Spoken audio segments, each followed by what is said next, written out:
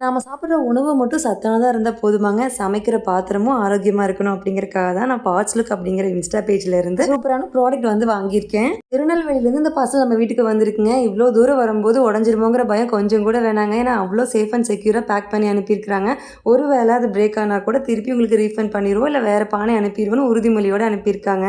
Box open பண்ணும்போது பார்த்தீங்கன்னா free கிஃப்டா வந்து நாட்டு விதைகள் கொடுத்துருக்காங்க. உங்க பேஜ்ல பார்த்தீங்கன்னா இன்னும் விதவிதமான கிளே பார்ட்ஸ்லாம் இருக்குங்க. கேட்டகரி வைஸா அவங்க வெப்சைட்ல வந்து போட்டிருக்காங்க. உங்க வெப்சைட் லிங்க் கம்யூனிட்டி போஸ்ட்ல போட்டிருக்கிறேங்க. நம்பருமே ஸ்க்ரீன்ல கொடுத்துருக்கிறேன், வேணும்னா காண்டாக்ட் பண்ணிக்கலாம்.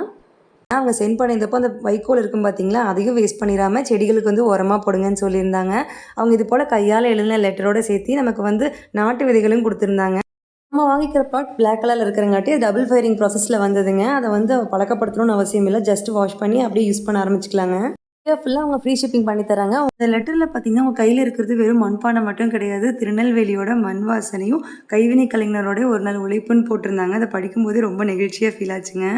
சீசனிங் பண்ண வேண்டியதில்லை அப்படிங்கிறனால ஜஸ்ட் நல்லா வாஷ் பண்ணிவிட்டு கொஞ்சமாக ஆயில் விட்டு ஃபுல்லாக அப்ளை பண்ணிட்டேங்க. அது மட்டுமே போதும். அதுக்கப்புறம் அதை வந்து சமைக்கிறதுக்கு பயன்படுத்திக்கலாம். ஸ்பெசிஃபிக்காக எனக்கு ரொம்பவே பிடிச்சது பார்த்தீங்கன்னா இந்த ஹேண்டில் தாங்க. ஒரு ட்ரெடிஷ்னலான குக்வேர் கூட இது போல் ட்ரெண்டியாக கொடுத்தது ரொம்ப சூப்பராக இருந்துச்சு. அருமையான மண் சட்டியில் நாளைக்கு ஒரு சூப்பரான ரெசிபியோட உங்களை சந்திக்கிறேன். பாய்.